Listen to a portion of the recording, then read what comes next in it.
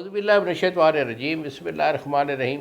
شروع اللہ تعالیٰ کے بابرکت اور پاک نام سے جو اپنے بندوں پر بہت ہی زیادہ اپنے حبیب پاک کے صدقے ہمیشہ سے ہم سب پر رحمت خاص فرمانے والے ہیں۔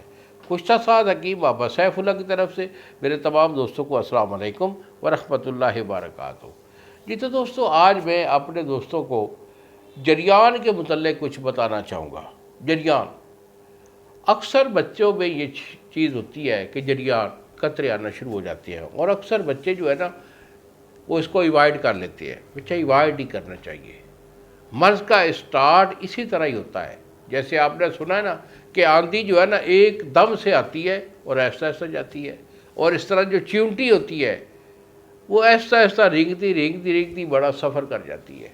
تو یہ جریان جو ہے یہ قطرہ آتا جو ہے نا، یہ پھر جب پرانا ہو جاتا ہے، جب یہ کرا بن جاتا ہے تو پھر اس کا جانا مشکل ہوتا ہے۔ اور پھر شادی کے بعد آنے والے دنوں میں کیا ہوتا ہے کہ آپ کے پاس ٹائمنگ نہیں ہوتی، اور ہارڈنس میں بھی کمی آ جاتی ہے، کیونکہ پرانا جریان رکھنے والے بندے جو ہوتے ہیں ان میں اعضائے ایسا ویک ہو جاتے ہیں، پٹھوں میں کمزوری آ گئی، دل پھڑکنے لگ گیا، سانس پھولنے لگ گیا، ٹائمنگ نام کی کوئی چیز نہیں ہے۔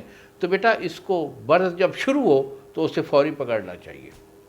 اور برس کے شروع ہونے کا سبب یہی ہوتا ہے، نوجوانوں میں چونکہ مزاج ان کا گرم ہوتا ہے اور ان کو عادت پڑ گئی ہے کہ گرم چیزوں کا کثرت سے استعمال کرتے ہیں۔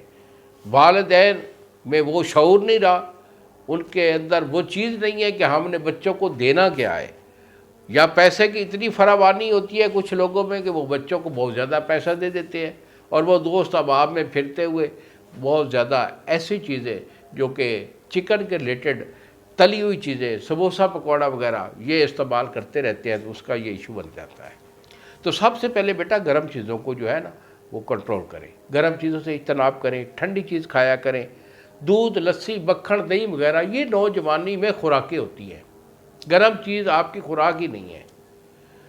تو گرم چیز سے اجتناب کریں، ٹھنڈی چیز کا استعمال کریں۔ ہاں اگر آپ کا مرض شروعات میں ہے تو اس کے لیے میں آپ کو ایک نسخہ دینے والا ہوں۔ نسخہ ہمارا پتے کا ہوتا ہے، تو اسے استعمال کر لیں، الحمدللہ آپ کی گرمی بھی کنٹرول ہو جائے گی، اور آپ کا جو یہ قطرہ آ رہا ہے یہ بھی نہیں آئے گا، رک جائے گا۔ مزید اگر پرانا جریان ہو جائے تو پھر میرے ساتھ رابطہ کریں، اس کا علاج میں خود کرتا ہوں۔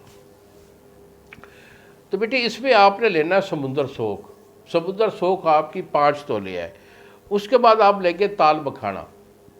تال مکھانا بھی 5 تولہ، 2 چیزیں ہو گئیں۔ چھلکا اسب گول یہ آپ لیں گے 100 گرام، اور گوند کتیرا یہ آپ کا ہوگا 5 تولہ۔ تو بیٹا کرنا کیا ہے کہ سمندر سوکھ، تال مکھانا اور گوند کتیرا ان کا آپ نے صفوف کر لینا ہے، اور آخر پہ جو 100 گرام آپ کے پاس چھلکا اسب گول ہے وہ ڈال کر اسے مکس کر کے ڈبی میں محفوظ رکھ لیں۔ 1 چمچ صبح اور 1 شام، نہار منہ اسے کھائیے، دودھ کے ساتھ، پانی کے ساتھ، کسی چیز سے کھائیے۔ 1 چمچ صبح اور 1 شام، اسے ایک 20 دن استعمال کر لیں، انشاءاللہ تو آپ کا معدہ بھی گاڑھا ہو جائے گا، قطرہ بھی نہیں نکلے گا، اور آپ کی ٹائمنگ 100% ہو جائے گی۔ انہی الفاظ کے ساتھ اجازت دیجیے بابا جی کو۔ اگلی ویڈیو تک السلام علیکم ورحمۃ اللہ وبرکاتہ۔